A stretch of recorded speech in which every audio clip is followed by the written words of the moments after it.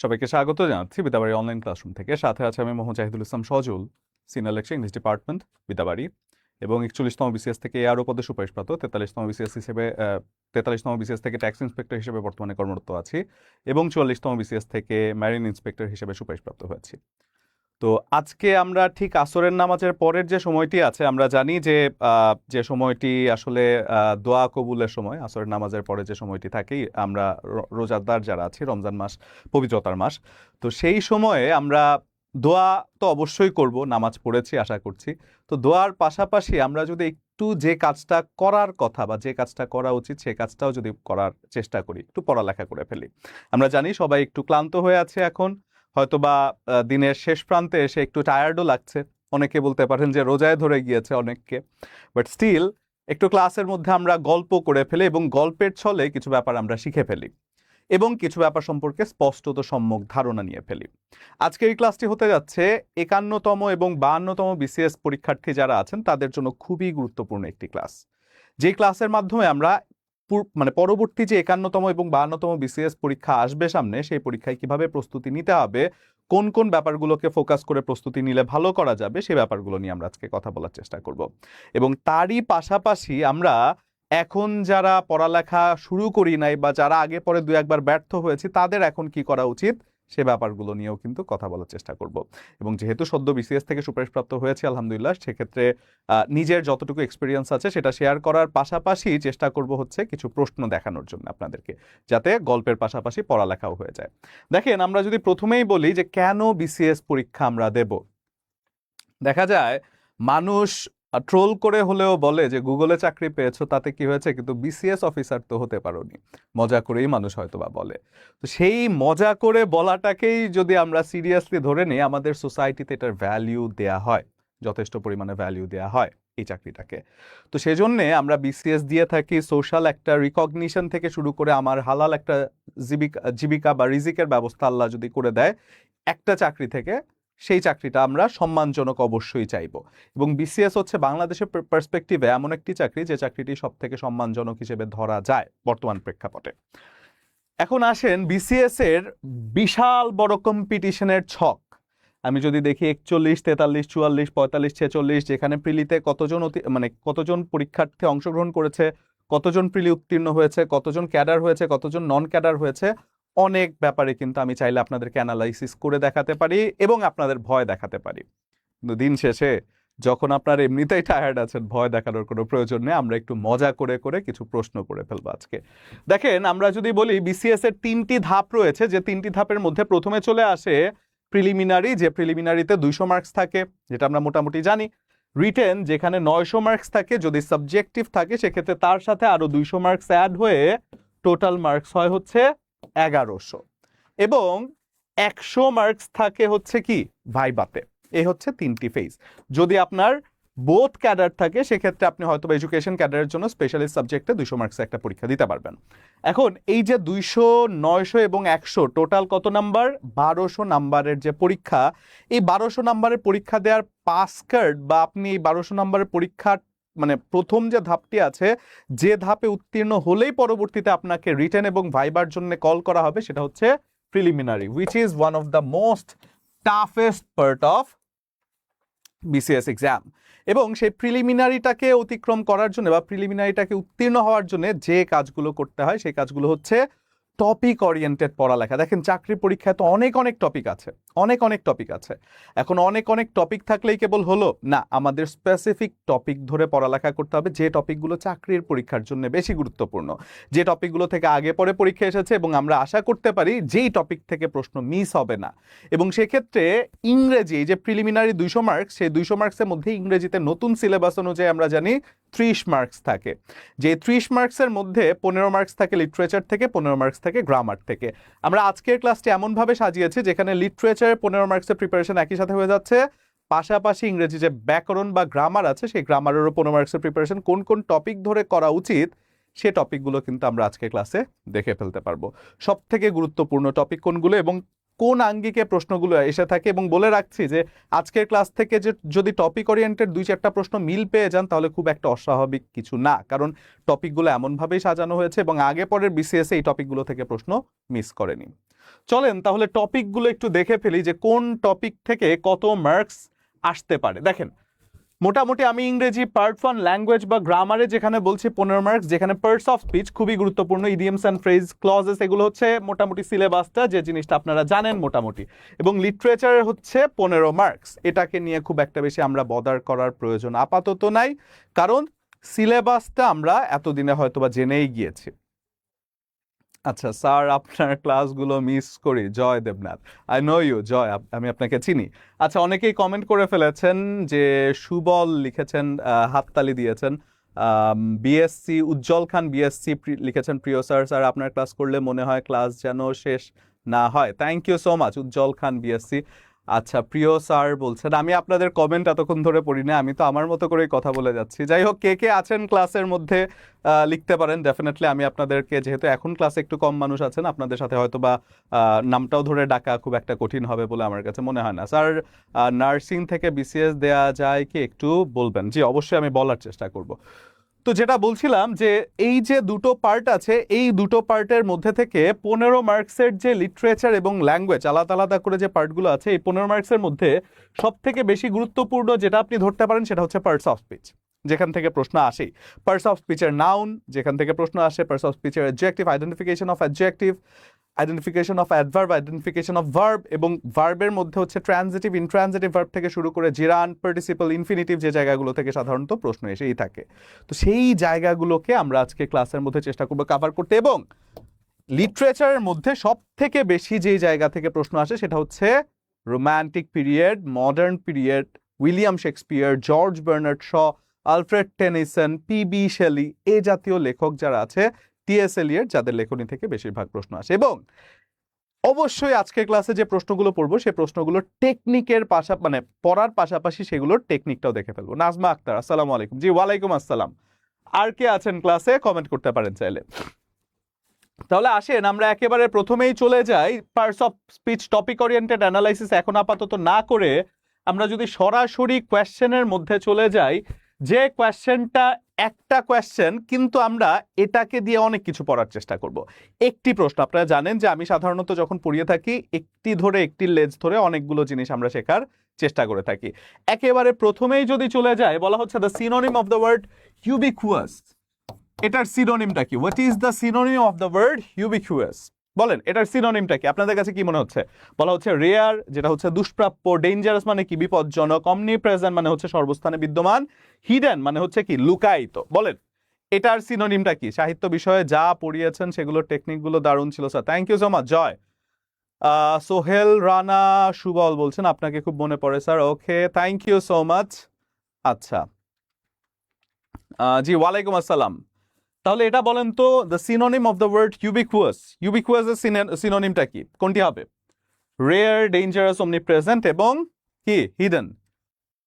Sir প্রাইমারিতে আপনার class করেছিলাম, আপনার ক্লাসগুলো খুব ভালো লেগেছে স্যার। স্যার আমি একান্নতম বিসিএস এ কোর্সে অ্যাডমিট হয়েছি, বাট ইংলিশে আপনার ক্লাস পাইনি। ইনশাল্লাহ পাবেন। নাতাশা বলছেন, ইনশাল্লাহ পাবেন, সামনেই হয়তো বা একান্নতম বিসিএস এর ক্লাসও নেওয়া শুরু করব। তাহলে এইটার সিনোনিমটা কি দেখি বলেন তো? Ubiquitous, what is the synonym of the word ubiquitous? এটার সিনোনিমটা কি দেখি, খুব জলদি কে তাড়াতাড়ি আনসার করতে পারেন দেখি। What is the synonym of the word ubiquitous? কি হবে synonym? What is the synonym of the word ubiquitous? Okay, ওয়ালাইকুম আসসালাম। ওয়ালাইকুম আসসালাম। অমনিপ্রেজেন্ট একজন বলেছেন, অমনিপ্রেজেন্ট ইশরাত জাহান বলেছেন। দেখি আর কে কি বলেন? ইশরাত জাহান বলেছেন অমনিপ্রেজেন্ট। অমনিপ্রেজেন্ট ইজ হচ্ছে কি জানেন? যে সর্বস্থানে বিদ্যমান। অমনিপ্রেজেন্ট হচ্ছে সর্বস্থানে বিদ্যমান, মানে সর্বস্থানে যার বিরাজ রয়েছে, তাই তো? তাহলে C C C C. Sohel Rana Subal বলছেন সি, আলামিন বলছেন সি, নিপুণ বলছেন হচ্ছে স্যার আসসালামু আলাইকুম। জি আগের অমনিপ্রেজেন্ট বলছেন আলামিন। ওকে, ভেরি গুড আলামিন। আচ্ছা, আর কে কি বলছেন? অমনিপ্রেজেন্ট। আর কেউ কিছু বলছেন না? না, আচ্ছা ঠিক আছে। তাহলে এটাকে যদি একটু খেয়াল করে দেখি আমরা, যে ইউবিকুয়াস যে কথাটি বেসিক্যালি অমনিপ্রেজেন্টই হয়, যার অর্থ হচ্ছে কি? সর্বস্থানে বিদ্যমান, ইউবিকুয়াস। এখন এটাকে যদি টেকনিক করে মনে রাখি, তাহলে কিভাবে মনে রাখা যায়? দেখেন ইউবিকুয়াস কথাটি ইউনিভার্সাল, ইউতে ইউনিভার্সাল হয়, ইউতে ইউবিকুয়াসও হয়। তাহলে ইউ আছে, যেখানে ইউনিভার্সাল কথাটি দিয়ে আমরা বোঝাই কি, যে সার্বজনীন, সকলের জন্য প্রযোজ্য যেটা, তাই তো? তাহলে ইউনিভার্সাল এই কথাটি যেহেতু সার্বজনীন বা সকলের জন্য প্রযোজ্য বলে আমি মানে আমি এটাকে জানি, সেক্ষেত্রে যদি আমরা বলি ইউতে ইউবিকুয়াস হয়, ইউতে ইউনিভার্সাল হয়, তাহলে এটা সর্বজনের জন্য প্রযোজ্য, সর্বজনের জন্য এটা বিরাজমান। এখন যেটাকে আমি বলছি অমনিপ্রেজেন্ট, অমনিপ্রেজেন্ট এই জিনিসটা কাকে বোঝানো হয় জানেন? সৃষ্টিকর্তাকেই বোঝানো হয়, সৃষ্টিকর্তা। অমনিপ্রেজেন্ট কথাটি সৃষ্টিকর্তাকেই বোঝানো হয়, কেবল অমনিপ্রেজেন্ট না। যেহেতু বলেছিলাম যে যখন একটি প্রশ্ন পড়বো, সেই একটি প্রশ্নের লেজ ধরে অনেকগুলো ব্যাপার আমরা পড়ে ফেলবো আজকে, তো সেক্ষেত্রে এই অমনি কথা দিয়ে তিনটি কথা হয়, যেটা আসলে সৃষ্টিকর্তাকেই বোঝানো হয়। একটা হচ্ছে অমনিপ্রেজেন্ট, একটা হচ্ছে অমনিপোটেন্ট, একটা হচ্ছে অমনিপোটেন্ট, এবং আচ্ছা অমনিপ্রেজেন্ট, অমনিসাইন্ট, অমনিপ্রেজেন্ট, অমনিসাইন্ট এবং অমনিপোটেন্ট। আসেন তিনটা কথা দেখি। যে তিনটি কথার মধ্যে প্রথমটি হচ্ছে কি অমনিপোটেন্ট, তারপর হচ্ছে অমনিপ্রেজেন্ট এবং অমনিসাইন্ট। অমনিপোটেন্ট হচ্ছে সব থেকে বেশি ক্ষমতা সম্পন্ন, যে সব থেকে বেশি পাওয়ারফুল। অমনিপ্রেজেন্ট হচ্ছে কি সর্বস্থানে যে বিদ্যমান। অমনিসাইন্ট হচ্ছে যে সব কিছু কিনা জানে। এখন যদি খেয়াল করে দেখি, এই তিনটা জিনিসই হচ্ছে সৃষ্টিকর্তাকে বোঝায়, কিন্তু আরেকটা জায়গা আছে যেটা হচ্ছে অমনিভরোয়াস, যার অর্থ হচ্ছে কি জানেন? যার অর্থ হচ্ছে সর্বভুক, সর্বভুক যে কিনা সব কিছু খায়। অমনিভরোয়াস যার অর্থ হচ্ছে সর্বভুক যে কিনা সবকিছু খায়। কিভাবে মনে রাখতে পারি? এখন কেবল একটা শব্দ পড়ে তো আমার লাভ নাই, কারণ একটা শব্দ আমার টার্গেটও না। আমার টার্গেট হচ্ছে একটা শব্দ ধরে যতগুলো শব্দ বেশি জানা যায়। এখন খেয়াল করে দেখি অমনিভরোয়াস যে সর্বভুক আমি যেটা বলছি, সেটাকে কিভাবে মনে রাখা যায়। খেয়াল করে দেখেন, ওই দেখা যায় তালগাছ কবিতাটি আমরা যদি ছোটবেলায় পড়ে থাকি, সেই কবিতার যে লাস্টের দুই লাইন ছিল সেটা কি, বা লাস্টের যে লাইনটি ছিল সেটি কি ছিল? অমনি ধরে ঘাপুস ঘুপুস খাই। তাহলে দেখেন অমনি ধরে মুখের মধ্যে ভররে, তাই তো? অমনি ধরে ভররে মুখের মধ্যে। তাহলে অমনি ধরে মুখের মধ্যে ভররে মানে কি পৃথিবীর যে কোনো কিছু সে মুখের মধ্যে ভরতে পারে, তার কোনো সমস্যা নেই। যে হচ্ছে সর্বভুক, যে কিনা সবকিছু অমনে ধরে মুখের মধ্যে খেয়ে ফেলতে পারে। তাহলে অমনিভরোয়াস ওয়ান হু ইটস এভরিথিং, তাই তো? আশা করছি মনে থাকবে। তাহলে অমনিভরোয়াস, অমনিপ্রেজেন্ট, অমনিসাইন্ট এবং ইউবিকুয়াস অনেকগুলো শব্দ আমরা কেবল একটি প্রশ্ন ধরে পড়লাম, ঠিক আছে? অমনি ধরে ঘাপুস ঘুপুস। এই টেকনিকটা কার কার সাথে মিলেছে কমেন্ট করতে পারেন, যে ক্লাসের মধ্যে পড়িয়েছিলাম নিশ্চয়ই। আচ্ছা, এরপরের কোয়েশ্চেনে যদি চলে যায়, দেখেন এরপরের কোয়েশ্চেনটা বলা হচ্ছে no sooner had he entered the room the phone rang. খেয়াল করে দেখেন, no sooner had he entered the room dash the phone rang. এখানে একটা ড্যাশ হবে, এই ড্যাশের মধ্যে কি ওয়েন হবে নাকি দ্যান হবে, ওয়াইল হবে নাকি অ্যাজ হবে? দেখি বলেন কোনটা হতে পারে? ওয়েন, দ্যান, ওয়াইল অথবা অ্যাজ। এটা আসলে আমরা জানি অনেকেই, এটা আমরা অনেকেই জানি যে নো সুনার হ্যাডের পরে কি হয় সাধারণত, বলেন তো? নো সুনার হ্যাডের পরে দ্যান, স্কার্সলি হ্যাডের পরে ওয়েন বসে, এবং হার্ডলি হ্যাডের পরেও কি বসে? ওয়েন বসে। স্যার আমি তন্ময়, বর্তমানে দেশের বাইরে ইঞ্জিনিয়ারিং থার্ড ইয়ারে অধ্যয়ন করছি। আমার ইচ্ছে হচ্ছে ডিগ্রি শেষ করে দেশে গিয়ে বিসিএস দেওয়ার। সেক্ষেত্রে আমাদের বিদেশি ডিগ্রি ইউজিসি ইকুইভ্যালেন্ট করার পরেও বিসিএস এ ভাইবা বোর্ডে কেন কোনো প্রবলেম ফেস করতে হয় কিনা একটু জানাবেন। না, আপনার এটাতে কোনো প্রবলেম ফেস করতে হবে না। ইনফ্যাক্ট আপনি ভাইবা বোর্ডে একটু মানে আপনাকে সাদরে আমন্ত্রণ জানানো হতে পারে, বা থাকে না যে আপনাকে আসলে শুভকামনা জানানো হতে পারে, কারণ যেহেতু আপনি বাইরের দেশের লাইফটাকে ছেড়ে দিয়ে আপনি দেশে এসেছেন দেশে সেবা করার জন্য, ডেফিনেটলি আপনাকে ভাইবা বোর্ডে একটু প্রেফার বেশিই করা হবে, আমার কাছে যেটা মনে হয় করা উচিত। তাহলে ম্যাক্সিমাম বলছেন কি বি, বি কি হবে অ্যান্সার? বি, তাই তো? বিতে হচ্ছে কি দ্যান, দ্যান, তাই তো? দ্যান। মিফা বলছেন দ্যান, সুপ্তি সরকার দ্যান, রাতের আকাশ। হ্যাঁ এখন তো দিন, আপনার নাম রাত কেন? আচ্ছা আপনিও বলছেন দেন। আসমিন আক্তার বলছেন দেন, শাপলা রানী দেবী বলছেন দেন, উজ্জ্বল খান বলছেন হচ্ছে দেন। আচ্ছা, আমরা মোটামুটি জানি যে নো সুনার হ্যাডের পরে দেন বসে, তাই তো? কিন্তু স্কার্সলি হ্যাড যদি আমি বলি, স্কার্সলি হ্যাড যার পরে সবসময় বসে when, নো সুনার হ্যাডের পরে দেন, স্কার্সলি হ্যাডের পরে when, ঠিক তেমনি হার্ডলি হ্যাড কথাটি আমি যদি বলি যে হার্ডলি হ্যাড কথাটির পরেও কি হয়, হার্ডলি হ্যাড, যার পরেও বসে হচ্ছে কি when। এখন ঝামেলা যে জায়গায় হয় সেটা হচ্ছে নো সুনার হ্যাডের পরে দেন দেখে আমি স্কার্সলি হ্যাডের পরেও দেন বসিয়ে দিই, হার্ডলি হ্যাডের পরেও দেন বসিয়ে দিই, উইচ ইজ অ্যাবসলিউটলি রং। আপনি নো সুনার হ্যাডের পরে দেন বসাবেন, যার অর্থ হচ্ছে হতে না হতেই, করতে না করতেই, বলতে না বলতেই, খেতে না খেতেই, যেতে না যেতেই, এরকম কাজগুলো। ঠিক তেমনি স্কার্সলি হ্যাড এবং হার্ডলি হ্যাড যে কথাগুলো একই অর্থ প্রকাশ করে থাকে। তাহলে no sooner had he entered the room than the phone rang, গেল এটা আরেকটা। এরপরে যদি বলি the rape of the lock was written by, এই একটি প্রশ্ন ধরে আমরা আলেকজান্ডার পোপের যত সাহিত্যকর্ম আছে সবগুলো জেনে ফেলতে পারি চাইলে। বলেছিলাম যে লিটারেচার অংশটা থেকেও আপনাদেরকে আজকে সহজ করে দিব। তো সেক্ষেত্রে এই আলেকজান্ডার পোপের যে রেপ অফ দ্য লক, এটা তো আমি সাথে সাথেই বলে দিলাম যেটা কে লিখেছেন, আলেকজান্ডার পোপ লিখেছেন। এখন আলেকজান্ডার পোপের যাবতীয় যত লেখনী আমরা আছে সে লেখনীগুলো কিছুক্ষণের মধ্যে আমরা একেবারে আয়ত্ত করে ফেলতে পারি বা একেবারে মাথার মধ্যে গেঁথে ফেলতে পারি। সেটি আসলে কেমন করে দেখেন, আলেকজান্ডার পোপ এই the rape of the lock লিখেছেন আলেকজান্ডার পোপ রোজা রমজানের দিন, কিন্তু স্টিল এনার নামটাকে আমি পাপ যদি বানিয়ে ফেলি, আচ্ছা এখন যাদের কি বলে যে লিখতে কষ্ট লাগছে, আমি জানি যে অনেকেই আছেন যারা চিন্তা করছেন যে এখন লিখতে ভাল লাগছে না, ইফতারের আগের টাইমটা একটু আল্লাহ বিল্লাহ করি আর ভিডিওতে আমাকে হয়তোবা দেখছেন ক্লাসটা। তো তাদের উদ্দেশ্যে বলতে চাই একটু চেষ্টা করবেন যে যেটা এখন দেখাচ্ছি সেটা আপনার যেন শেয়ার করা থাকে, তাহলে পরবর্তীতে যে কোনো সময় আপনি চাইলে খাতার মধ্যে লিখেও রাখতে পারবেন, ভিডিওটা হারিয়ে ফেলবেন না। মজার একটা টেকনিক দিয়ে দিচ্ছি, ঠিক আছে?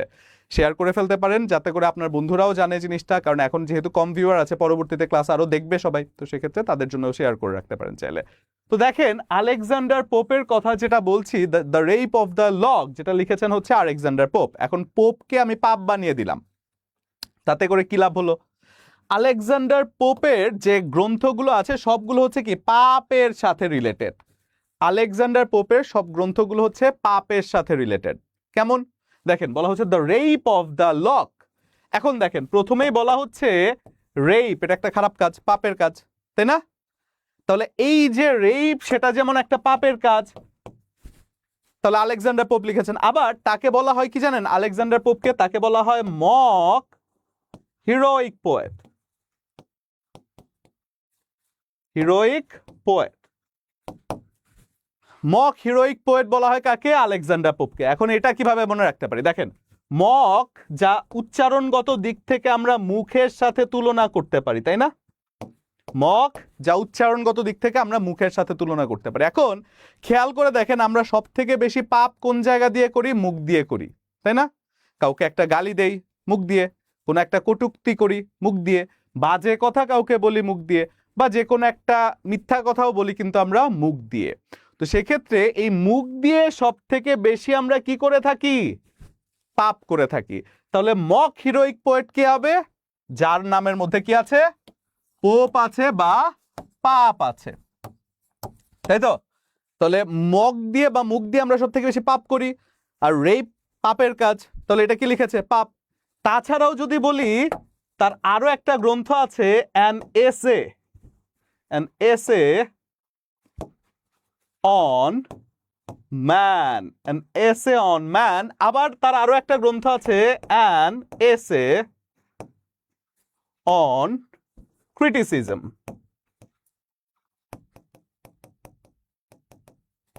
এখন খেয়াল করে দেখেন এন এসে অন ম্যানও হচ্ছে আলেকজান্ডার পোপের লেখা গ্রন্থ, এন এসে অন ক্রিটিসিজমও হচ্ছে আলেকজান্ডার পোপের লেখা গ্রন্থ। কিভাবে মনে রাখতে পারি খেয়াল করে দেখেন। দেখেন পুরুষ মানুষের এসে লেখাটাও একটা পাপের কাজ। কেন পাপের কাজ?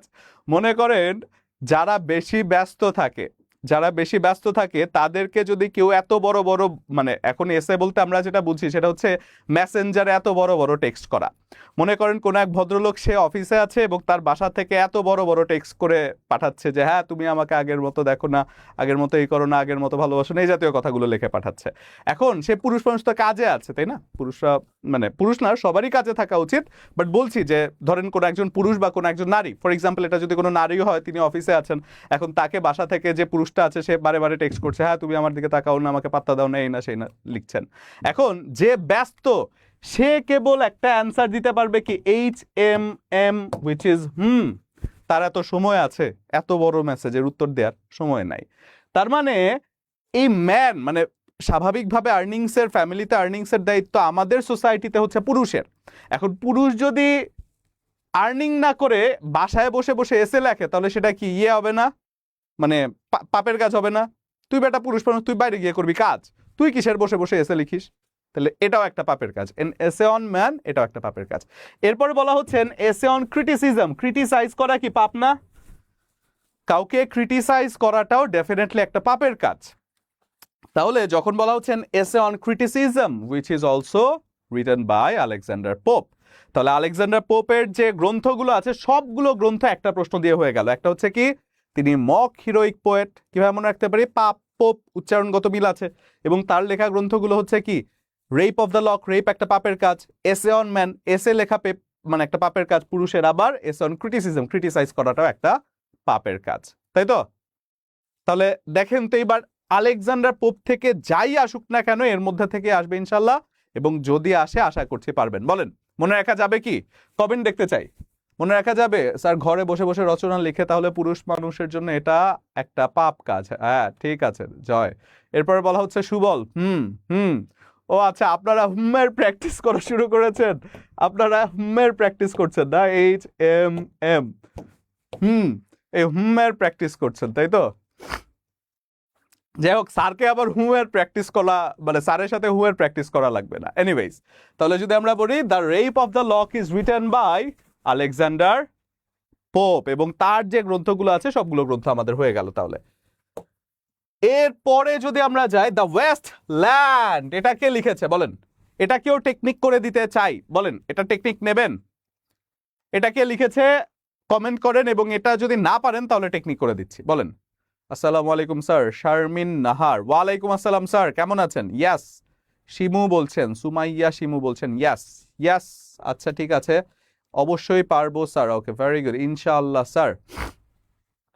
আপনারা কি রোজায় কি টায়ার্ড হয়ে গিয়েছেন নাকি? এত এত কম মানে আপনাদের পার্টিসিপেশন, সবাই মনে ইফতারিতে চলে গিয়েছেন। এনিওয়েজ, লেখেন লেখেন। আবার বলছেন রুহুল আমিন, গুড। আচ্ছা অবশ্যই পারবো স্যার ইনশাল্লাহ। শিপ্রা খাতুন, ওকে ইনশাল্লাহ। আচ্ছা, তাহলে দ্য ওয়েস্টল্যান্ড কে লিখেছেন? ওয়েস্টল্যান্ড, সময় দিচ্ছি। এগুলো কিন্তু বিসিএস এ প্রায় সময় আসে। ইভেন প্রাইমারি বলেন বা লিটারেচার বলেন, সরি প্রাইমারি বলেন বা এনটিআরসিএ বলেন, এই জাতীয় যে কোনো চাকরি পরীক্ষা অথবা 11 থেকে 20তম গ্রেড বলেন, বিসিএস বলেন, যে কোনো চাকরি পরীক্ষায় কিন্তু এই জাতীয় প্রশ্নগুলো আসে। ফেমাস ওয়ার্কস, কিছু famous work from famous writers, যে প্রশ্নগুলো এসে থাকে কিন্তু। তাহলে yes sir, W B Yeats বলছেন একজন। এটা বলছেন হচ্ছে কি সুবল, সুবল বেশ অ্যাক্টিভ আছেন আজকে ক্লাসে। রুহুল আমিন বলছেন ইয়াস। বৃষ্টি সরকার বলছেন হচ্ছে বি। আসমিনও অ্যাক্টিভ আছেন আজকে ক্লাসে। জি স্যার, চাই। আচ্ছা, টিএস এলিয়ট বলছেন দীপ্ত। তারপর পারবো স্যার, আপনি এখনো আগে আছেন। হাসান। তারপর রুবেল বলছেন ইনশাআল্লাহ। লাবণ্য অমিতের, আচ্ছা লাবণ্য অমিতের মানে উপন্যাসের কথা বলছেন, ঠিক আছে স্যার, আপনার ক্লাস করে অনেক ভালো লাগে, বিশেষ করে লিটারেচার টেকনিকগুলো। Thank you so much. Nahida বলছেন টিএস এলিয়ট। রাতের আকাশ বলছেন ইনশাআল্লাহ, ঠিক আছে, থ্যাংক ইউ। এরপরে হচ্ছে রাকিবা বলছেন হচ্ছে টিএস এলিয়ট, ঠিক আছে। টেকনিক দেন স্যার, ঠিক আছে দেব। জয় দেবনাথ বি হবে স্যার, হ্যাঁ টিএস এলিয়ট, ঠিক আছে। আর কে আছেন? ইশরাত জাহান জুথি, টিএস এলিয়ট, টেকনিক দেন স্যার, তাই তো। সুমাইয়া শিমু, আপনিও আজকে ক্লাসে বেশ অ্যাক্টিভ আছেন। দেখেন আজকের ক্লাসে যারা অ্যাক্টিভ আছেন তাদের নাম কিন্তু আমার মোটামুটি মুখস্থ হয়ে গিয়েছে। জয় আছেন, সুবল আছেন, তারপর হচ্ছে সুমাইয়া শিমু আছেন, এরকম আরো 2-1জন আছেন। রুবেল আছেন, রুবেলও বেশ পার্টিসিপেট করছেন। তাহলে আসেন যদি আমরা বলি দ্য ওয়েস্টল্যান্ড, এই গ্রন্থটা কিভাবে মনে রাখা যায়, যেটা লিখেছে টিএস এলিয়ট। এখন দেখেন টিএস এলিয়ট উচ্চারণগত দিক থেকে এলিট, এলিট একটা ভাব আছে না, এলিট, এলিট এলিট একটা ভাব আছে না, এলিট এলিট। স্যার ইউটিউবে আপনার একটা ভিডিও দেখে আপনার ক্লাস করার প্রতি আগ্রহ বেড়ে গিয়েছে, বাট স্যার ফ্রি ক্লাসগুলোতে আপনার ক্লাস পাই না। আচ্ছা, পাবেন ইনশাল্লাহ, ইনশাল্লাহ সময় থাকলে অবশ্যই নিব। স্যার আপনার কথা বলার ধরন অসাধারণ লাগে, thank you so much Shipra Khatun. এরপর বলা হচ্ছে নাহিদা টি.এস. এলিয়ট। আসেন, the Waste Land is written by none other than T S. Eliot. আপনারা যেটা ডব্লিউ.বি. ইয়াটস বলছেন বা উইলিয়াম বাটার ইয়াটস বলছেন, সে কিন্তু ওয়েস্টল্যান্ড লেখে নাই। The Waste Land is written by T S. Eliot. T S. Eliot হচ্ছে মডার্ন যুগের একজন কবি, মাথায় রাখতে হবে। কিন্তু জর্জ এলিয়ট যিনি হচ্ছেন ভিক্টোরিয়ান যুগের একজন কবি। এই এলিয়ট এলিয়ট নাম ধরে আমাদের মাঝে মধ্যে কনফিউশন হয়, আমাদের মনে রাখতে হবে টি.এস. এলিয়ট হচ্ছে মডার্ন যুগের কবি, জর্জ এলিয়ট হচ্ছে ভিক্টোরিয়ান যুগের কবি। এখন যদি খেয়াল করে দেখি, the Waste Land was written by T S. Eliot, কিভাবে মনে রাখা যায় খেয়াল করে দেখি। দেখেন, এলিয়ট নামটি উচ্চারণগত দিক থেকে ভাবতে গেলে একটু এলিট এলিট ভাব লাগে, তাই না? নামটির উচ্চারণটা একটু এলিট না? টি.এস. এলিয়ট নামটা হচ্ছে কি একটু এলিট।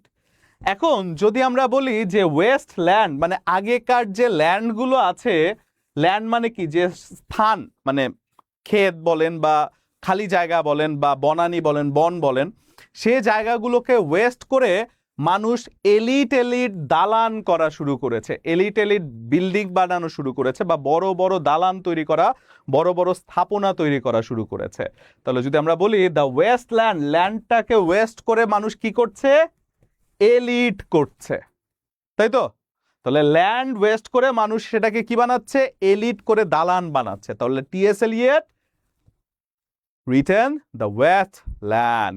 এখন কথা হচ্ছে, যারা লিটারেচার স্টুডেন্ট আমি জানি তাদের কাছে খুবই হাস্যকর লাগবে যে স্যার কিসের সাথে কি মিলিয়ে কি বানালেন। হ্যাঁ, definitely this is completely nonsense, but আমরা যারা লিটারেচারে পড়ালেখা করছি না তারাও কিন্তু এই প্রশ্নগুলোকে খুব সহজে একটার সাথে আরেকটা পেঁচিয়ে খুব সহজে মাথার মধ্যে কিন্তু মনে রাখার চেষ্টা করতে পারি চাইলে, তাই তো? তো সেই ক্ষেত্রে definitely everything makes sense when it comes to your exam. আপনার এক্সামের ব্যাপারে যদি আপনার এক্সামে কাজে যদি লাগাতে হয়, যে কোনো কিছুই সেন্স ক্রিয়েট করে থাকে। তাহলে যদি বলি the Waste Land was written by T S. Eliot, গেল এটা। Choose the correct preposition, he is indifferent dash criticism. এটা কি হবে বলেন? স্যার আপনার ক্লাসগুলো আমার অনেক ভালো লাগে, Ayesha Siddika, thank you so much Ayesha Siddika, thank you. আচ্ছা, তাহলে এটা কি হবে বলেন? এটা কি হবে? Choose the correct preposition, he is indifferent dash criticism, এটা কি হবে? সুন্দর sir, thank you so much. মজার technique sir, thank you Hasaduzzaman Hasan. আচ্ছা, তাহলে এটা কি হবে বলেন?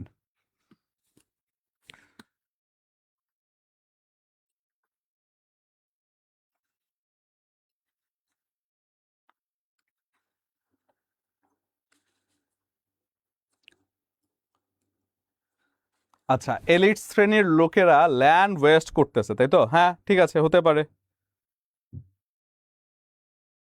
আচ্ছা, গুড।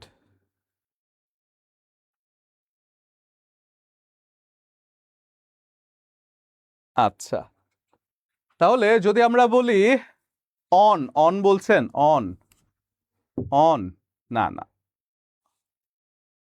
আচ্ছা, টু, টু বলছেন, অসাধারণ টেকনিক স্যার। উইথ, টু, আচ্ছা, টু অন, টু, টু জয় দেবনাথ বলছেন টু, ইশরাত জাহান জুথি বলছেন টু, রাকিবা আকসা বলছেন উইথ। এটা একটা ট্রিকি জায়গা, কেউ কেউ বলছেন উইথ, কেউ কেউ বলছেন টু, কোনটা হবে আসলে? দেখি আরো দু একটা কমেন্ট দেখি। আচ্ছা, আর কি আছে? কনফিউশন লাগছে স্যার, হ্যাঁ একটু কনফিউশন লাগার কথা সুবল, এটা একটু কনফিউশন লাগার কথা। শফিক তুহিন বলছেন হচ্ছে টু, শফিক তুহিন বলছেন হচ্ছে to, he is indifferent dash criticism, তাই তো? ইনডিফারেন্ট অন বলছেন হচ্ছে মাহমুদ, টু বলছেন হচ্ছে রিয়াদ, জেসমিন বলছেন to, Jasmine Akter to, to বলছেন হচ্ছে রুহুল আমিন, ঠিক আছে টু। আর উইথ বলছেন আয়েশা সিদ্দিকা, হাসানুজ্জামান হাসান 2, সি বলছেন রাতের আকাশ। আপনি আপনি আপনার নামটা এডিট করে লিখবেন রাত এবং দিনের আকাশ। আকাশ কি খালি রাতের হয়? হ্যাঁ, রাতেরও হয়, দিনেরও হয়। শিউলি আক্তার বলছেন উইথ। আচ্ছা, এখানে 2 বলছেন নাজমা আক্তার। সোহরাব বলছেন 2।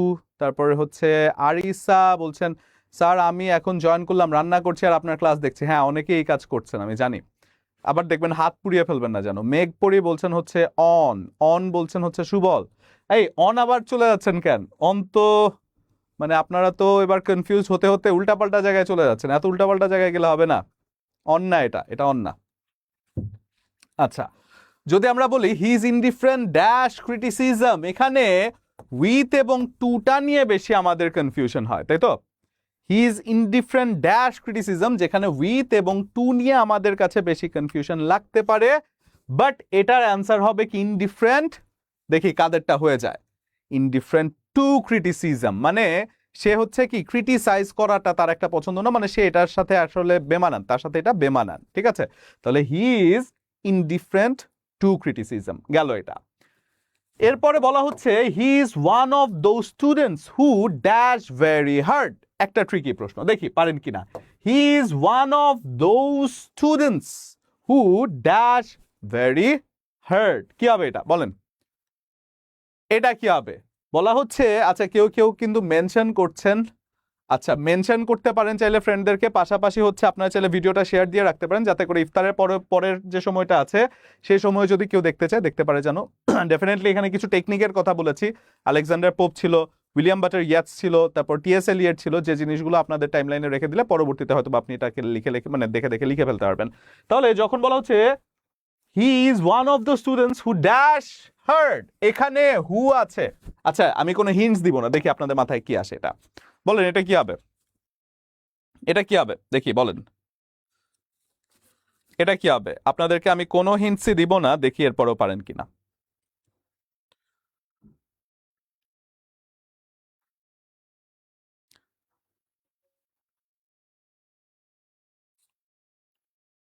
আচ্ছা, ওয়ার্কস বলছেন হচ্ছে নিপা মন্ডল। নিপা মন্ডল ওয়ার্কস বলছেন। এরপরে আমাদেরকে আরো বলছেন ওয়ার্কস হচ্ছে মাহমুদ বলছেন, ওয়ার্কস বলছেন, আবার ওয়ার্ক বলছেন। ঠিক আছে, মনের মাধুরী মিশিয়ে বলেন, সমস্যা নেই। Work works work works work works, এই দুটো দিয়েই সবার মাঝে কনফিউশন আমি দেখতে পাচ্ছি, ওয়ার্ক এবং ওয়ার্কস, তাই তো? আচ্ছা, ওয়ার্ক এবং ওয়ার্কস। ওয়ার্ক, মেঘবালিকা বলছেন হচ্ছে ওয়ার্ক, তাই তো? মেঘবালিকা বলছেন হচ্ছে ওয়ার্ক। আচ্ছা, তাহলে যদি খেয়াল করে দেখি ওয়ান অফ দ্য স্টুডেন্টস, আপনারা যেটা চিন্তা করছেন যে স্যার এখানে রিলেটিভ প্রোনাউনের ব্যাপারটা চিন্তা করছেন কিনা জানি না, আপনারা চিন্তা করছেন one of, each of, either of, neither of, এই জাতীয় জায়গাগুলো আপনারা চিন্তা করছেন, তাই তো? কিন্তু আমাদের মাথায় রাখতে হবে যে জিনিসটা, সেটা হচ্ছে রিলেটিভ প্রোনাউন। যখন কোন একটি সেন্টেন্সে রিলেটিভ প্রোনাউন অর্থাৎ হু আছে, রিলেটিভ প্রোনাউন আর কি কি হতে পারে? হু, হুইচ, হুম, হুএভার, হুইচএভার। এই যে কথাগুলো আছে যেগুলো হচ্ছে রিলেটিভ প্রোনাউন, যে রিলেটিভ প্রোনাউনগুলো কিনা দুটো সেন্টেন্সের মাঝে একটা রিলেশন বা সম্পর্ক তৈরি করে। এখন যদি রিলেটিভ প্রোনাউন দিয়ে দুটো সেন্টেন্স যুক্ত হয়, তাহলে আমরা যেটা পড়েছি সাবজেক্ট ভার্ব এগ্রিমেন্ট অনুযায়ী, যে রিলেটিভ প্রোনাউন কোন একটি সেন্টেন্সে থাকলে সেই রিলেটিভ প্রোনাউনের পূর্ববর্তী সাবজেক্ট অনুযায়ী পরবর্তী ভার্ব হয়। এখন দেখেন রিলেটিভ প্রোনাউন আছে কি হু, হুটা যদি রিলেটিভ প্রোনাউন হয় তার পূর্বে আছে কি স্টুডেন্টস, তাই না?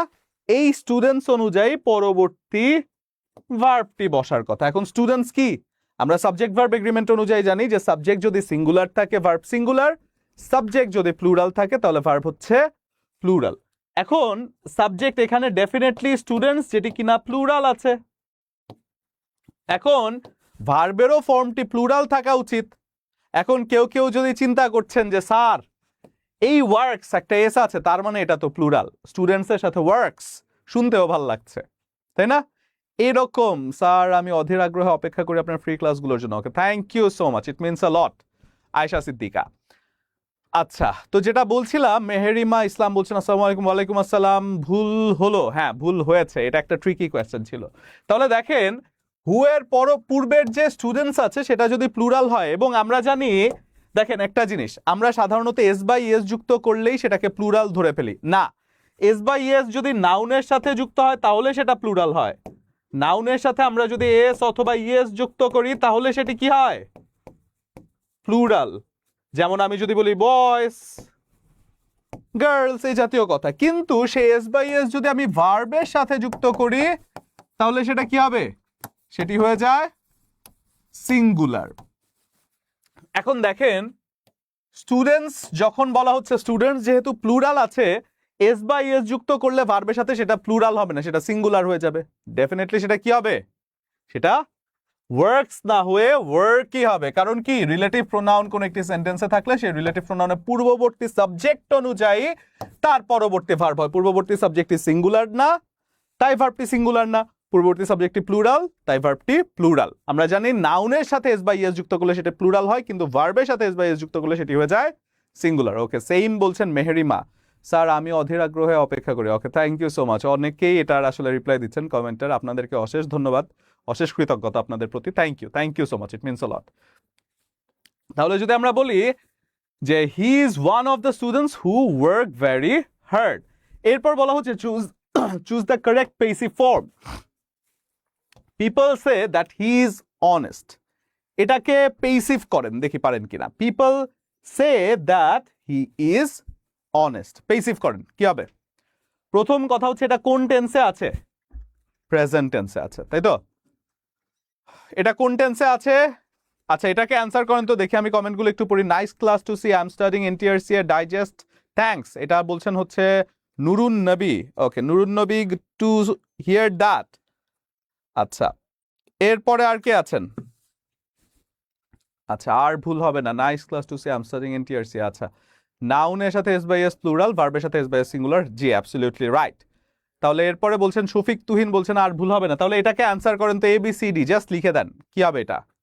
বলা হচ্ছে choose the correct passive form. People say that he is honest, people say that he is honest, এটাকে আমার পেসিভ করতে হবে। অনেক বড় মিস্টেক করলাম, এমন ছোট সমস্যাগুলোই তো ভুল করি। আচ্ছা, আগের প্রশ্নের কথা বলছেন? হ্যাঁ, আগেরটা একটা ট্রিকি কোয়েশ্চেন ছিল, খুব সহজ না, সেটা একটু ট্রিকি ছিল, যেখানে আমরা রিলেটিভ প্রোনাউন দেখেছি, আবার one of, each of, either of, neither of, এই জাতীয় জায়গাগুলো দেখেছি। ট্রিকি ছিল বিধায় কিন্তু আমি দিয়েছি প্রশ্নটা। আচ্ছা, হি সেইড টু বি অনেস্ট, এটা বলেছেন হচ্ছে আসমিন আক্তার। আসমিনও কিন্তু আজকে ভালো পার্টিসিপেট করছেন। স্যার আপনি আজকে বিদ্যাবাড়িতে আসবেন, তাহলে আমার কাজগুলো শেষ করে আপনার সাথে দেখা করতে চলে আসতাম স্যার। ওকে, ঠিক আছে, ইনশাল্লাহ পরবর্তীতে কোনো একদিন। আচ্ছা, he was said to be honest, he was said to be, না ওয়াজ কি হবে? বাকি সবাই এ বলছেন, এ বলছেন আসমিন, মনিরা বলছেন এ, মেঘলা আকাশ বলছেন এ, জয় দেবনাথ এই বলেছেন, শফিক তুহিন এ বলেছেন। বাকি সবাই আর কে? এ বলছেন নুরুন নবী, এ হবে। He said to be honest, A বলছেন হচ্ছে সুপ্তি সরকার। নুরুন নবী বলছেন A, Tania Akter A, Ayesha Siddika B. He was said to be honest, Ayesha Siddika মনে হয়তো ভুল করলেন। মেহেরিমা ইসলাম এ বলছেন he said to be honest. এই পুরোটা লিখতে এত সময় লাগে, আপনি কমেন্ট করে ফেলেন না, মানে ABCD লিখে ফেলেন। ঐশী লিখছেন হচ্ছে এ লিখছেন। আচ্ছা স্যার, আপনি একটা কোয়েশ্চেন অ্যান্সার দেননি, নার্সিং থেকে কি BCS দেওয়া যায়? হ্যাঁ, সেক্ষেত্রে মাস্টার্স করতে হবে, আপনার একটা মাস্টার্স ডিগ্রি লাগবে, সেক্ষেত্রে তারপর আপনি করতে পারবেন। আচ্ছা, তারপরে হচ্ছে নাজমুন নাহার এ বলছেন, শরীফ বলছেন এ। আচ্ছা, শ্রাবন্তী মজুমদার এ। হ্যাঁ, আচ্ছা ঠিক আছে, ম্যাক্সিমাম মানুষ এটা পারছেন, কিন্তু কেউ কেউ এখানে কনফিউশনে পড়ছেন, সেটা হচ্ছে ওয়াজ দিয়ে দিচ্ছেন। আপনারা কেউ কেউ বলছেন হি was said to be honest, মোটেও ওয়াজ এখানে হওয়ার প্রশ্নই আসে না, কারণ এটি আছে কি, এটি আছে প্রেজেন্ট টেন্সে। People say that he is honest. এখন আমি যদি এটাকে পেসিভ করতে যাই, আমি অবজেক্টকে সাবজেক্ট বানাবো, এখানে হি আছে, হি আনলাম প্রথমে। এখন এটা যেহেতু প্রেজেন্ট টেন্সে আছে, ইজ আসবে, এবং সেটা সে থাকবে না, সেটা ভার্বের পাস্ট পার্টিসিপল ফর্ম হয়ে যাবে। আমাদের মনে রাখতে হবে পেসিভ ভয়েস মানেই এরপরে সবসময়, মানে পেসিভ ভয়েসের যে ভার্বটি আছে সবসময় ভার্বের পাস্ট পার্টিসিপল ফর্ম বসাতে হবে। এরপরে কি বলা হচ্ছে? He said to be honest, to be honest. তাহলে অ্যান্সার হয়ে যাচ্ছে কি? এ নাম্বার। আনডাউটেবলি কোয়েশ্চেনে এটা ওয়াজ হওয়ার কোনো প্রশ্নই আসে না। Choose the correct spelling. দেখি কে কে এটা কনফিউশনে পড়েন। দেখেন চারটাই হচ্ছে যমজ ভাই, PRIVILEGE, PRIVELEGE, PRIVELEDGE। মজার ব্যাপার হচ্ছে এটা অ্যান্সার করেন, তারপর আমি বলে দিচ্ছি যে এটা আপনারা যারা লিখবেন কমেন্ট তাদের কারোরই ভুল হবে না। আপনারা কমেন্টটা যারা লিখবেন তাদের কারোরই ভুল হবে না, তারপর আমি বলে দিচ্ছি কেন ভুল হবে না। লিখি এটা অ্যান্সারটা কি হবে, ABCD নাকি? বলেন কি হবে? প্রিভিলেজ।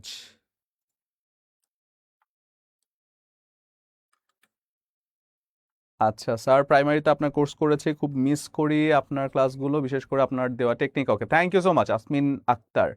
আচ্ছা, এ বলছেন হচ্ছে চাকমা, শান্তি বিকাশ চাকমা। আচ্ছা, থ্যাংক ইউ স্যার, অনেক দিন পর দেখলাম, ভালো আছেন স্যার? জি আমি ভালো আছি আলহামদুলিল্লাহ, আপনি কেমন আছেন? অনিমেষ সূত্রধর। তারপর হচ্ছে উজ্জ্বল বলছেন হচ্ছে BS। আচ্ছা, ডি বলছেন না? ডি বলছেন কেউ কেউ? হাই না, ডি হবে না। আচ্ছা, সি বলছেন আবার কেউ কেউ। মানে মনের মাধুরী মিশিয়ে সবাই ABCD, বিটা খালি অ্যান্সার আমি এখনো দেখি নাই। দেখি বি কে কে বলবেন, বি বলেন। বি বলেন এবার, তাহলে বাকি সবগুলো হয়ে গেল, ABCD সবই হয়ে যাচ্ছে। আচ্ছা, আমি চেষ্টা করবো আপনাদেরকে 5:40-এর মধ্যে ছেড়ে দেওয়ার জন্য। সো এর মাঝে যে জিনিসগুলো শিখবো আশা করছি that will be helpful for you. তাহলে বলা হচ্ছে কি প্রিভিলেজ, প্রিভিলেজ, প্রিভিলেজ, প্রিভিলেজ, তাই তো? মুজাহিদ মুরাদ বলছেন সি, না সি না। এ বলছেন হচ্ছে জুথি। আচ্ছা, নাজমিন আক্তার সি। হালিমা শিমু বলছেন এ। তারপরে হচ্ছে শরীফ বলছেন প্রিভিলেজ, কিন্তু এটা তো এক্স্যাক্টলি, এক্স্যাক্টলি এটাই আমি বলছিলাম স্যার, কমেন্ট আসছে তাই দিয়ে দিস। এক্স্যাক্টলি এটাই আমি বলছিলাম।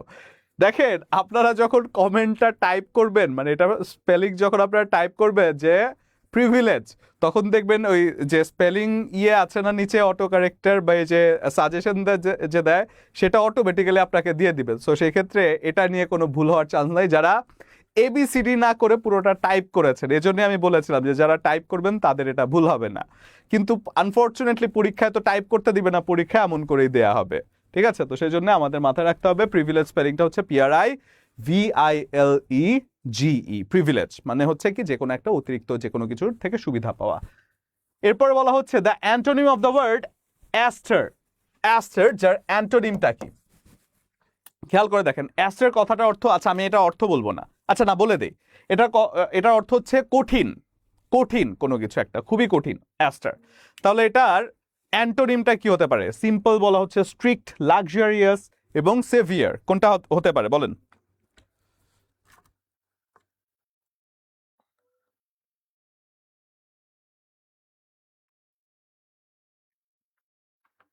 দেখি কি হতে পারে বলেন।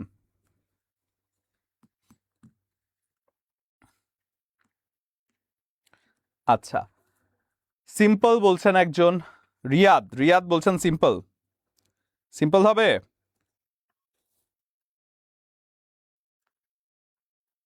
না, সিম্পল হবে না। ডি, ইমরোজ। আচ্ছা, simple simple simple simple, maximum simple বলছেন, তাই তো? স্যার কিভাবে পড়লে স্পেলিং মনে রাখা যায় একটু বলবেন? স্পেলিংটা হচ্ছে লিখে লিখে পড়তে হবে, স্পেলিংটা হচ্ছে লিখে লিখে পড়তে হবে। আপনারা চালাক হয়ে গিয়েছেন, আমি বলেছি হচ্ছে অ্যাস্টার হচ্ছে কঠিন, আপনারা সেটাকে কেবল সিম্পল চিন্তা করছেন, তাই না?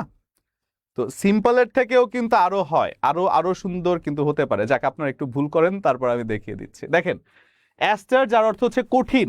এখন লাক্সারিয়াস যে ব্যাপারটা আমরা বলি বা বিলাসবহুল যেটা আমরা বলি, সেটা কি খুব সহজলভ্য, খুব সহজে পাওয়া যায়? না, খুব সহজে পাওয়া যায় না। আমি গরিব মানুষ ভাই, আমার ভাত খেতে পারলেই চলে। আর যারা হচ্ছে খুব বড় লোক মানুষ, তারা দেখবেন সুইজারল্যান্ড থেকে পানি এনে খায়, তাই তো? তো এই যে লাক্সারিয়াস, লাক্সারিয়াস জিনিসটা খুব একটা কঠিন কোনো কিছু করতে হয় না, তারা বাই বর্ন হচ্ছে কি সহজলভ্য যে কোনো কিছু তাদের কাছে। তাহলে অ্যাস্টার হচ্ছে কি কঠিন, এবং লাক্সারিয়াস যে ব্যাপারটা হচ্ছে তার অ্যাপ্রোপ্রিয়েট অ্যান্টোনিম হিসেবে আপনারা সবাই সিভিয়ার বলছেন, স্ট্রিক্ট বলছেন। সিম্পল বলছেন কিন্তু লাক্সারিয়াস কিন্তু কেউই বলছেন না, that is nothing but luxurious, যার অর্থ হচ্ছে কি আপনি যেটাকে খুব কি বলে থাকে না যে আপনার যেটা শৌখিন বা শৌখিনতা বশত যে কাজটি করে থাকবেন, তাই তো? তাহলে যদি আমরা বলি the antonym of the word aster, যার অর্থ হচ্ছে কঠিন, যার অ্যান্টোনিম হচ্ছে লাক্সারিয়াস, তাই তো? গেল এটা। এরপরে বলা হচ্ছে correct meaning of the word of to bell the cat. দেখেন এই ফ্রেজ অ্যান্ড ইডিয়মস, এই ব্যাপারটা আমার যদি সলভ করতে হয়, ফ্রেজ অ্যান্ড ইডিয়মসের যে ব্যাপারটা আমার মাথায় রাখতে হবে সেটা হচ্ছে ফ্রেজ অ্যান্ড ইডিয়মসে সব থেকে বেশি গুরুত্বপূর্ণ হচ্ছে ভাবার্থ। একটা সেন্টেন্স কোন ভাবটি প্রকাশ করছে সেই ভাব। এখন দেখেন টু বেল দ্য ক্যাট মানে ক্যাটকে বেল বাজানো, শুনতে কিন্তু খুব একটা আহামরি লাগছে না যে মানে বেল, ক্যাটকে বেল দেওয়ার মানেটা কি, কিন্তু এটা আসলে কি ভাব প্রকাশ করেছে সেই ভাবটা যদি একটু খেয়াল করে দেই, to take a risk, to face danger boldly, to do an impossible task এবং to do a dangerous task. তাহলে দেখেন তো এটা কি হবে, আগেরটা এখনো আছে, আমরা লাক্সারিয়াস এখনো লিখছি। তাহলে বলেন choose the correct meaning to bell the cat, এটা কি হবে?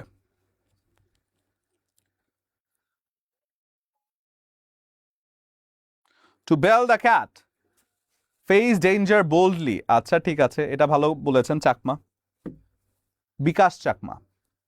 বিকাশের নামটা মনে হয় আমার কাছে পরিচিত।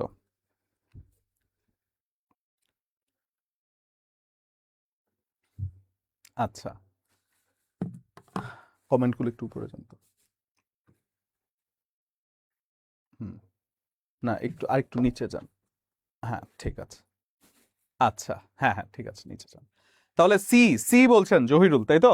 সি সি সি সি বলছেন, নিপা মণ্ডল বলছেন সি, তারপরে হচ্ছে আবাবিল বলছেন হচ্ছে কি সি, তারপরে হচ্ছে জহিরুল ইসলাম বলছেন হচ্ছে C. To do an impossible task, এটা বলছেন হচ্ছে রিমা, রিমা খাতুন।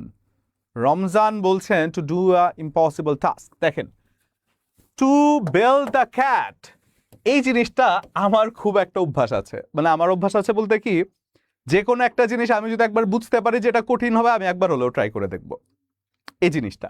এখন দেখেন টু বেল আ ক্যাট মানে কি, যে কোনো একটা এমন কাজ করা যে কাজটা আসলে খুব একটা সহজ না, যে কাজটা হয়ে যাচ্ছে কি two do a dangerous task, যে কোনো একটা ডেঞ্জারাস টাস্ক করা। আপনি বেড়ালের সামনে গিয়ে যদি একটা বেল বাজান, আমরা এটাকে ডেঞ্জারাস ওইভাবে চিন্তা না করে আমরা অনেকে বাসার মধ্যে বেড়াল পালি। এখন যদি চিন্তা করে নেই যে কিউট কিউট যে বেড়ালগুলো আছে, সেই বেড়ালগুলো আমরা যারা বাসার মধ্যে পেলে থাকি, সেই বেড়ালটা মনে করেন ঘুমাচ্ছে, এখন আপনি তার সামনে গিয়ে বেলটা বাজিয়েছেন, এখন বেলটা বাজানোর পরে বেড়ালটা ঘুম ভেঙে গিয়েছে বেড়ালটার, এখন বেড়ালটার যখন ঘুম ভেঙে গিয়েছে সে আপনাকে খালি ডিস্টার্ব করবে, তারপর আপনাকেও ঘুমাতে দিবে না। তার মানে কি আপনি খুবই একটা ডেঞ্জারাস সিচুয়েশনে পড়ে গিয়েছেন যে এখন তো বিড়ালটা আপনাকে ঘুমাতে দিচ্ছে না। তাহলে বিড়ালের সামনে গিয়ে ঘন্টা বাজালে সে আপনাকে সজাগ করে দিবে বা সে পরবর্তীতে আপনাকে ঘুমোতে দিবে না, সেই সেন্সে আমরা বলতে পারি two do a dangerous task. তাহলে টু বেল দ্য ক্যাট, যার অর্থ হচ্ছে two do a dangerous task. এরপরে আমরা যদি আরো দুই একটা ভাবার্থ এরকম খেয়াল করে দেখি, যেমন আমাদের বলা হয় বোল্ট ফ্রম দ্য ব্লু, যার অর্থ হচ্ছে বিনা মেঘে বজ্রপাত। তো মানে বোল্ট হচ্ছে কি বজ্রপাত বা বিদ্যুৎ, ব্লু হচ্ছে কি নীল, নীল যেটাকে আকাশ বলা যায়। এখন নীল আকাশ থেকে যদি বজ্রপাত হয়, যেটা কি মানে যেটা কিনা আমরা খুব একটা এক্সপেক্ট করি না, আনএক্সপেক্টেড থিং, তাই তো? যেটা কিনা which is absolutely unexpected thing. তাহলে বোল্ট ফ্রম দ্য ব্লু যেটাকে আমরা বলতে পারি হচ্ছে বিনা মেঘে বজ্রপাত। তো বিনা মেঘে বজ্রপাত যেমন আনএক্সপেক্টেড, ঠিক তেমনি bolt from the blue unexpected. ঠিক তেমনি আমি যদি বলি হোল্ড ওয়াটার, যার অর্থ হচ্ছে পরীক্ষায় টিকে থাকা, তাই তো? এখন ওই যে আমরা কচু পাতায় পানি দিয়ে ছোটবেলা অনেক সময় খেলতাম না, কচু পাতার মধ্যে পানি দিয়েছি, তারপরে এভাবে খেলতাম, পানিটাকে হোল্ড করে রাখার চেষ্টা করতাম বা ধরে রাখার চেষ্টা করতাম, সেটাও কি একটা খেলার মতো। তাহলে হোল্ড ওয়াটার হচ্ছে কি আমরা পরীক্ষায় টিকে থাকার চেষ্টা করি। স্যার ইফতার করবেন না? আজকে আপনাদের সাথে ইফতার হয়ে যাবে ইনশাল্লাহ, আজকে আপনাদের সাথে ইফতার হয়ে যাবে, কি বলেন? সবাই আজকে একসাথে ইফতার করব, কি বলেন? হবে নাকি? Two do a dangerous task, exactly. তাহলে আমরা যদি বলি এরপরে হ্যামলেট ওয়াজ রিটেন বাই, এটা কে লিখেছেন? এটা আমাদের পারা উচিত, একেবারেই পারা উচিত। Hamlet, Hamlet which is written by William Shakespeare. Allah বলেই তো দিলাম, Hamlet is written by William Shakespeare. এখন হ্যামলেট ছাড়াও তার আরো তিনটি গ্রন্থ খুবই পরিচিত, যেগুলো চারটাই হচ্ছে ট্র্যাজেডি। একটা হচ্ছে হ্যামলেট, একটা হচ্ছে হ্যামলেট, একটা হচ্ছে ওথেলো, একটা হচ্ছে ম্যাকবেথ, একটা হচ্ছে কিংস লিয়ার, তাই তো? Kings Lear, Hamlet, Othello, Macbeth এবং কিংস লিয়ার। তাহলে যদি আমরা বলি যে Hamlet was written by definitely none other than William Shakespeare. এখন তার যে বিখ্যাত 4টি গ্রন্থ বা 4টি ট্র্যাজেডি মনে রাখতে পারে একটা জাস্ট কথা দিয়ে, সেটা হচ্ছে কি হুমকি। কেউ একজন কাউকে হুমকি দিয়েছে, তাই তো? হুমকি দিয়েছে যে তোমার খবর আছে। তো যে বলছে তোমার খবর আছে সে আরেকজনকে হুমকি দিয়েছে, তাই তো? এখন দেখেন হুমকির এইচে কি হয় হ্যামলেট, ওতে কি হয় ওথেলো, এম এ কি হয় ম্যাকবেথ এবং কেআইতে কি হয় কিংসলেয়ার। হ্যামলেট, ওথেলো, ম্যাকবেথ এবং কিংসলেয়ার, যে 4টা হচ্ছে উইলিয়াম শেক্সপিয়ারের খুবই বিখ্যাত গ্রন্থ। এবং হ্যামলেটের উক্তিগুলো থেকে বেশিরভাগ ক্ষেত্রে পরীক্ষায় প্রশ্ন এসে থাকে, যেমন to be or not to be, that is the question. এটা খুবই ফেমাস একটা কথা। এবং frailty thy name is a woman, এ জাতীয় আরো বেশ কয়েকটা উক্তি রয়েছে যেগুলো বেশ আসে পরীক্ষায়। তাহলে হ্যামলেট লিখেছেন হচ্ছে উইলিয়াম শেক্সপিয়ার। এখন আমরা যদি বলি যে এই যে ক্লাসগুলো নিচ্ছি, অনেকেই ক্লাসের মধ্যে বলছিলেন বা অনেকেই ক্লাসের মধ্যে কমেন্ট করছিলেন যে স্যার এগুলো ক্লাসের মধ্যে টেকনিক, এইরকম টেকনিকগুলো ক্লাসের মধ্যে আমরা করেছি। হ্যাঁ, ডেফিনেটলি আমরা ক্লাসের মধ্যে আরো এর থেকে অনেক গোছানো এবং অনেক সুন্দর সুন্দর টেকনিক করে পুরোটা ক্লাসই 2 ঘন্টার যে ক্লাসগুলো আছে সেই ক্লাসগুলো করে থাকি সাধারণত। এবং এই ক্লাসগুলো পেতে ডেফিনেটলি আপনারা 51তম বিসিএস এর যে ডাইনামিক অ্যাডভান্স লাইভ ব্যাচ 10 আছে সেখানে আপনারা ভর্তি হতে পারেন, যেখানে অলরেডি 55% মেগা ছাড়ে ভর্তি চলছে। যার আগে কি বলে যে ফি ছিল 12,000, এখন হচ্ছে প্রায় অর্ধেকের কম, 55%র মানে মতো, যেটা 5,400 টাকায় ভর্তি হলেই আপনি এই ক্লাসগুলো করতে পারবেন। এবং খেয়াল করে দেখেন, এটা হচ্ছে ডাইনামিক অ্যাডভান্স লাইভ ব্যাচ 10। তার মানে এর আগে আরো 9টা ব্যাচ অলরেডি কিন্তু শেষ, এটা হচ্ছে 10ম ব্যাচ। তো চিন্তা করে দেখেন অনেকেই কিন্তু এগিয়ে যাচ্ছে। তো সেই জন্যে আজকেই আপনারা এই ব্যাচের মধ্যে এনরোল করুন। এবং এরকম আরো ক্লাস, আমাদের ক্লাস অটোমেটিক মানে অলরেডি চলছে 51তম বিসিএস, এবং যারা বিজয়ী হয় তারা কিন্তু আগে থেকেই চিন্তা করে, আগে থেকেই জয়ী হওয়ার জন্য চেষ্টা করে। সেজন্য আজকের দিনের পরের থেকে আর দেরি করবেন না, চেষ্টা করবেন খুব তাড়াতাড়ি এনরোল করে ফেলার জন্য, এবং যাতে একটা ফ্লোতে থাকে। অনেকে বলতে পারেন যে স্যার কোচিং করব নাকি করব না। কোচিংটা হচ্ছে আপনাকে পুশ করবে প্রতিনিয়ত, এবং প্রতিনিয়ত আপনাকে কি পড়ার একটা তাড়না দিবে। এবং অফলাইনের থেকে অনলাইন কোচিংটা সব থেকে বেশি প্রেফারেবল, কারণ আমরা বাসায় বসে শুয়ে বসে ক্লাস করতে পারছি। শুয়ে বসে ক্লাস বলতে মানে আপনি যে ঘুমিয়ে ক্লাস করবেন ব্যাপারটা এরকম না। আপনি আপনার সুবিধাজনক সময়, পাশাপাশি হচ্ছে রেকর্ড থাকবে ক্লাসগুলো। যে কোনো একটা সময় আপনি ধরেন ক্লাসের মধ্যে যান নাই, কোনো একটা সমস্যা হয়েছে, সেটা আপনি রেকর্ড দেখে ফেললেন, বা ক্লাস আপনি করতে পারেন রেকর্ড দেখে ফেললেন। অনলাইন ক্লাসের সুবিধা বেশ। এবং আমাদের এই ক্লাসগুলো কিন্তু ঠিক যেমনভাবে আপনারা দেখছেন ঠিক তেমনি অনলাইনে হয়। এবং তার পাশাপাশি 52তম বিসিএস ফাউন্ডেশন টু অ্যাডভান্স, 52তম বিসিএস এর যারা প্রস্তুতি নেবেন, যারা একেবারেই কোনো কিছু পারেন না, কোনো কিছু জানেন না, তাদের উদ্দেশ্যেও বলছি যে foundation to advance live batch 3, যেটার মধ্যে ভর্তি চলছে, যেখানে আপনি প্রায় অর্ধেকেরও বেশি মানে 55% মহাছাড়ে ভর্তি হতে পারেন চাইলে। নামাজের সময় কাছিয়ে যাচ্ছে, তো সেজন্য আমরা খুব একটা বেশি আর আলোচনা না করে এবার আরো 2-1টা প্রশ্ন পড়ে ফেলি। বলা হচ্ছে neither of the two boys have done their homework। এই সেন্টেন্সে ইররটা কোথায়? Identify the error. দেখি এটা কে পারেন, দেখি। স্যার বগুড়া ঘুরতে আসেন। আমি তো ঘুরতে আমার বাসায়ও যেতে পারি না ভাই। মানে আমার বাসা বলতে আমার নিজের প্রতিদিন যে বাসায় যাই সেটাতেও ঘুরতে যাওয়ার একটা ফ্লেভারে আমি চাই। আচ্ছা, তাহলে এটাকে একটু বলেন তো কি হবে?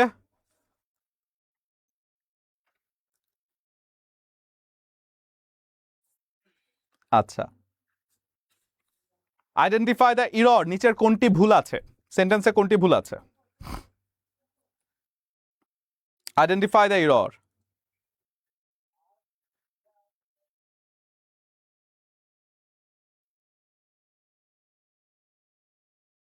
আচ্ছা, ক্লাসটা লাইভ দেখে অনেক ভালো লাগলো, thank you so much Kanika. Have, Meghbalika, আচ্ছা মেঘবালিকা 2 বার। আচ্ছা, তারপরে বলছেন হচ্ছে হালিমা, সরি, হ্যাঁ হালিমা শিমু। নাজমুন নাহার বলছেন এ।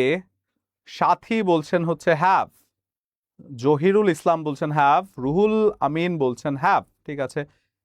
ইকরাম বলছেন এ, মিথুন চন্দ্র বলছেন এ, আবার হ্যাভ বলছেন হচ্ছে রেজওয়ান আলী, সুমাইয়া খাতুন বলছেন কি হ্যাভ হ্যাভ হ্যাভ হ্যাভ, দীপ্ত ব্রহ্মচারী বলছেন C.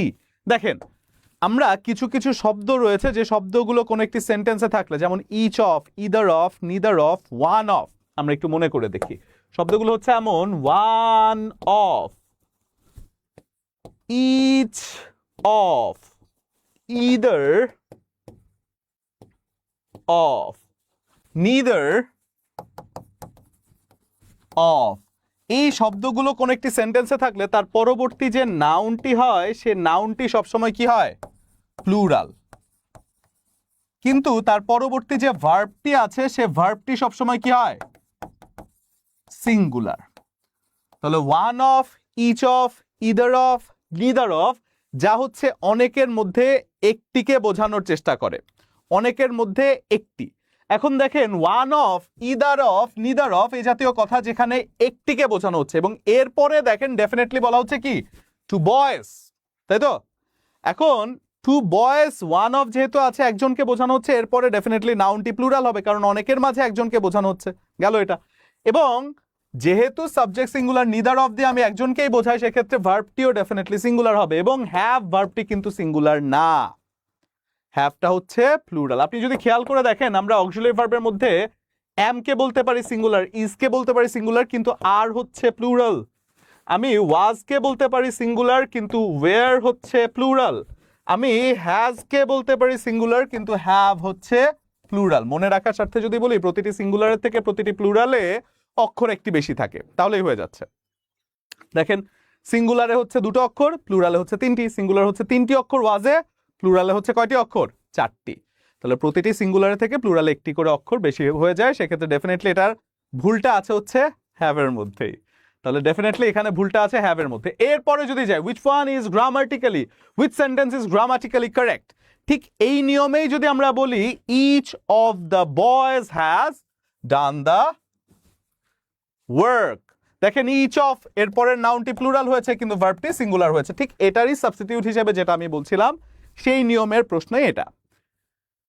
Ode to nightingale is written by কে, ওড টু নাইটেঙ্গেলে লিখেছেন হচ্ছে ডেফিনেটলি জন কিটস, তাই তো। এখন ওড টু নাইটেঙ্গেলে যে লিখেছেন সে হচ্ছে জন কিটস, তার আরো বেশ কয়েকটি গ্রন্থ আছে, যেমন ওড টু মেলানচলি, তারপর হচ্ছে ইন্ডিমিয়ান, তারপরে হচ্ছে কি ওড টু অটাম, সবগুলোকে কিন্তু টেকনিক দিয়ে পড়াতে পারি। জাস্ট টেকনিকটা বলে রাখছি, ভিডিওটা শেয়ার দিয়ে রাখেন, এখন না লিখলেও চলবে, পরবর্তীতে লিখে রাখবেন। সেটা হচ্ছে কোনো এক অটামের রাতে, কোনো এক অটাম, অটাম মানে কি একটা ঋতু, কোনো এক অটামের নাইটে, কোনো এক অটামের নাইটে একটা এন্ডিমিনিয়ন পুতুল, মিনিয়ন পুতুল, মিনিয়ন একটা কার্টুন আছে, এন্ডিমিয়ান, এই মিনিয়নে হয়ে যায় হচ্ছে এন্ডিমিয়ান। কোন একটা অটামের নাইটেও, নাইটে হয়ে যায় হচ্ছে নাইটেঙ্গেলে, ওড টু নাইটেঙ্গেলে। আর অটাম হচ্ছে কি ওড টু অটাম, তার একটা গ্রন্থ। কোন এক অটামের নাইটে মিনিয়ন পুতুল কিনতে গিয়েছিলেন জন কিটস, এবং সেই মিনিয়ন পুতুলটা ছিল গ্রিস দেশের তৈরি। ওড টু গ্রিসিয়ান ইউরেন তার আরো একটি গ্রন্থ। তাহলে তার সবগুলো গ্রন্থ চলে আসে, কেবল একটা কথা বললে সেটা হচ্ছে কোন এক অটামের রাতে তিনি মিনিয়ন পুতুল কিনতে গিয়েছিলেন মেলায়, মেলাঞ্চলি, ওড টু মেলাঞ্চলি, এবং সেই পুতুলটি ছিল গ্রিসিয়ান, তাই তো, গ্রিসিয়ান ইউরেন তার আরো একটি গ্রন্থ। তাহলে এটা হয়ে যাচ্ছে কি জন কিটসের লেখা। Choose the identify the conditional sentence, conditional সেন্টেন্সের আর ডিটেইলে আমরা যাব না। ইফ যুক্ত সেন্টেন্স, ইফ যুক্ত অংশ যদি পাস্ট পারফেক্ট থাকে, অপর অংশে would have, could have, might have বসে, সেই হিসেবে এটা if he had known the truth he would have told you, এটা হয়ে যাবে আনসার। এবং এখানে আমরা আর খুব বেশি একটা কথায় যাব না, বিসিএস হতে গেলে কি করতে হবে না করতে হবে, কোন জিনিসগুলো ভালো কোন জিনিসগুলো খারাপ অলরেডি আপনারা জানেন। মোটামুটি আমি আর এই জায়গার মধ্যে খুব একটা ব্র্যাক করব না, বাট দিন শেষে যেটা বলতে চাই সেটা হচ্ছে যে আমাদের যে ব্যাচগুলো আছে সেই ব্যাচগুলো সম্পর্কে আপনাদেরকে অবগত করেছে। দেখেন অলরেডি 51তমতে 10টা ব্যাচ কমপ্লিট, অলরেডি 52তমতে 3টি ব্যাচ হচ্ছে কমপ্লিট হয়ে গিয়েছে। তো সেক্ষেত্রে এই ব্যাচগুলো সম্পর্কে জানতে আপনি বিস্তারিত তথ্য পাওয়ার জন্য, এছাড়াও যে আরো অনেকগুলো ব্যাচ আছে সেক্ষেত্রে আপনি বলতে পারেন 51তম 52তম এনটিআরসি, 11 থেকে 20তম grade bank job, primary headmaster, NTRC প্রতিষ্ঠান প্রধান, অনেকগুলো ব্যাচ আছে যে ব্যাচগুলোতে কিন্তু আপনারা চাইলেই এনরোল করতে পারেন।